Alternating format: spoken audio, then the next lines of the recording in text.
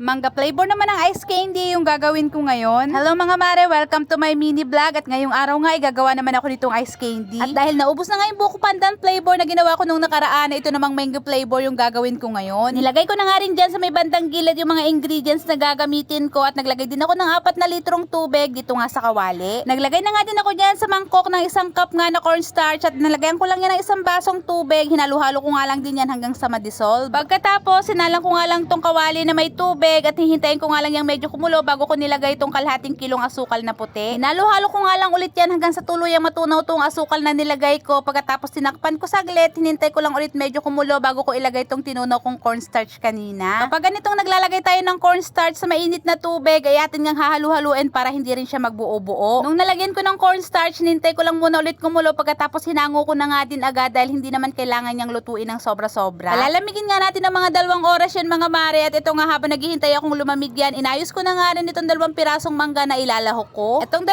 pirasong pinili kong mga mangga na pangsahog natin ay yung medyo hinog na rin talaga para mas matamis nga yung lasa niya at lasang lasa dito sa ice candy na gagawin natin. Iniwa ko na nga rin ng maliliit yan dahil i-blender ko nga para nga mas maging malasa at maging creamy din yung ice candy na gagawin natin ngayon. Alam niyo ba mga mare na dito sa amin kahit medyo maulan na talaga yung panahon ay napakabili pa rin ng ice candy, kaya nga panay din ang gawa ko. Pagka-blender ko nitong mangga, sakto naman na malamig na rin tong niluto natin kanina, kaya nilahok ko na nga rin dyan at hinalo-halo ko hanggang sa mag-mix siya dito sa ating nilutong cornstarch at asukal kanina. Kapag gumagawa nga ako ng ice candy ay nestle cream talaga yung nilalagay ko, pero sinubukan ko nga muna ngayon itong Jersey All-Purpose Cream. Medyo mababa nga din yung presyo nito kaysa dun sa nestle cream, kaya ito muna yung susubukan ko ngayon at ilalagay ko nga din itong 2 Jersey Mango Kondensada. Sa paglalagay nga natin itong kondensada, kailangan halu-haluin din natin para mas mag-mix nga yung pinakang lasa niya dito sa gagawin nating ice candy. Noong mga buwan talaga ng April, first time kong gumawa nitong ice candy at talaga namang tsamba, pero sabi nga nila habang tumatagal matututo ka ng matututo kapag paulit-ulit mo na tong ginagawa. At pagkatapos kong paghalu-haluin lahat ng mga ingredients, ito na nga mga mare at magbabalot na nga din tayo. Yung nakaraang post ko nga nang gumagawa ko ng ice candy, maraming nagtatanong kung ano daw sukat nitong cup na ginagamit ko. 1/3 nga po itong cup, pagkatapos itong namang plastic ay 1